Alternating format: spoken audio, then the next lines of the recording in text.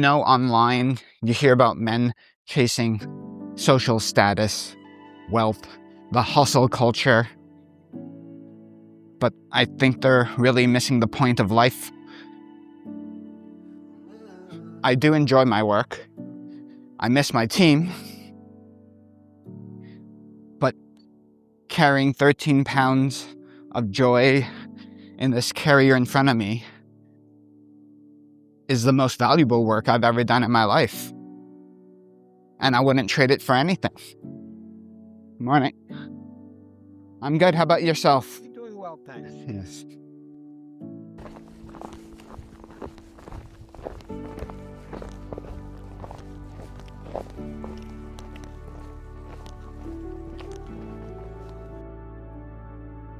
Well, good morning. It's 10 a.m., midday during the week. And instead of being at work, I'm taking my daughter outside on the trails for a nice sunny walk. And we're heading to the local library for a Born to Read fun play-along event with some other moms and their kids. As usual, I'm the only dad there. And that's all cool. I totally enjoy it.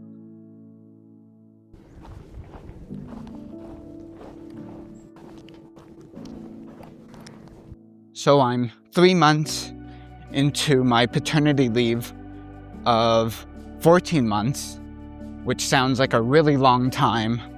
I'm very fortunate to have such good benefits. And I'm just taking this opportunity and blessing that I have. Such a great opportunity to spend so much time with my daughter and my family and the dogs. And I wish more men would embrace this. I wish more governments around the world would give more moms maternity leave, but also make paternity leave a viable option with a good amount of time. 2 weeks is better than nothing, but a minimum of a month, I would say. Better 3 months. Because the more time we spend with our kids in these first few years of growing up, the more better quality and social outlook and perspective they will have and be better people in our society in the future. And that's what we all want, don't we? Anyways, that's just my thoughts.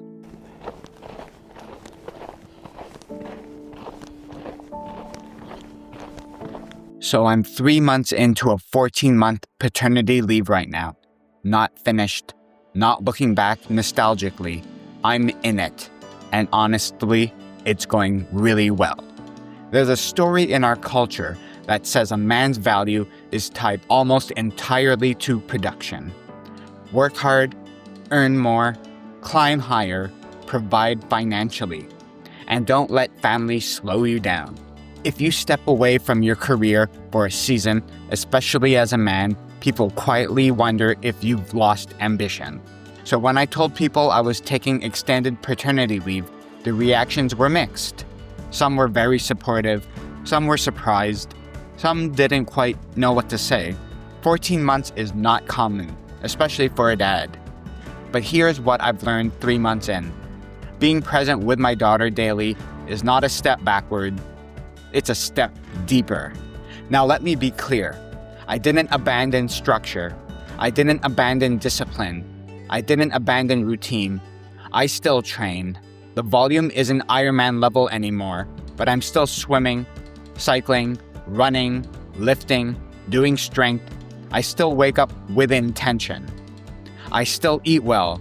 I still pursue growth. Jenna and I work together as a team, and that partnership allows us to stay grounded and structured. Routine keeps me sane. Discipline keeps me sharp. But the difference is this. My primary assignment this season isn't performance, it is presence. And presence is not passive.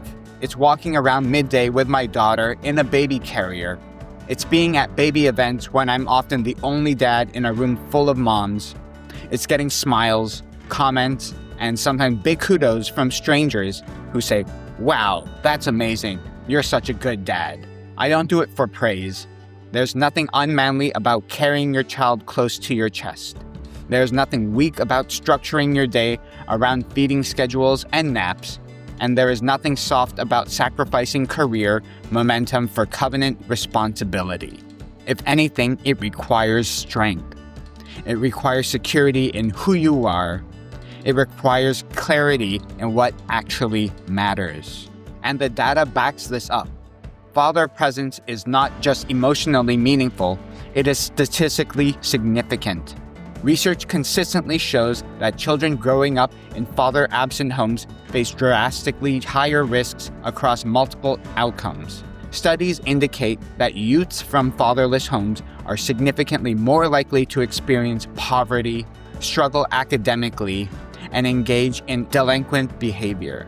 Some reports show that a large majority of youth in correctional facilities come from homes without a resident father. Other data suggests children without active father involvement are several times more likely to encounter behavioral challenges or juvenile justice involvement compared to peers with engaged fathers. Now, correlation doesn't mean inevitability. There are incredible single mothers doing heroic work, but when patterns repeat across decades of research, we have to pay attention.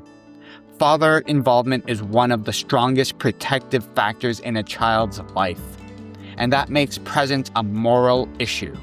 As a Christian man, I don't see fatherhood as optional add-on identity. I see it as a calling.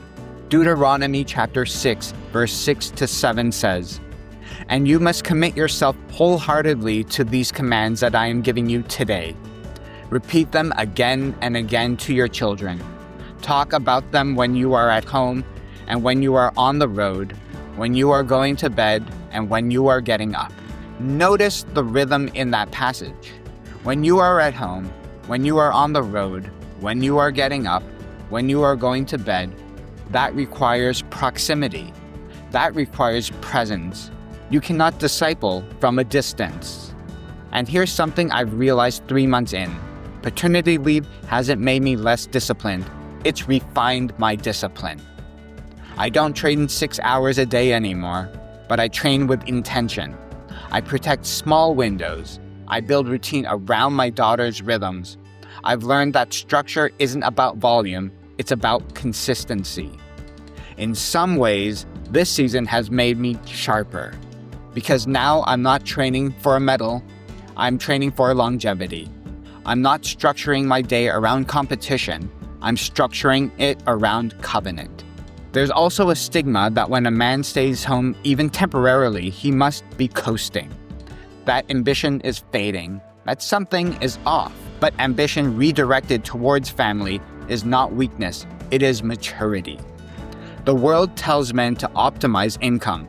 Scripture tells men to optimize faithfulness. The internet tells men to detach, protect themselves, avoid risk, avoid emotional investment.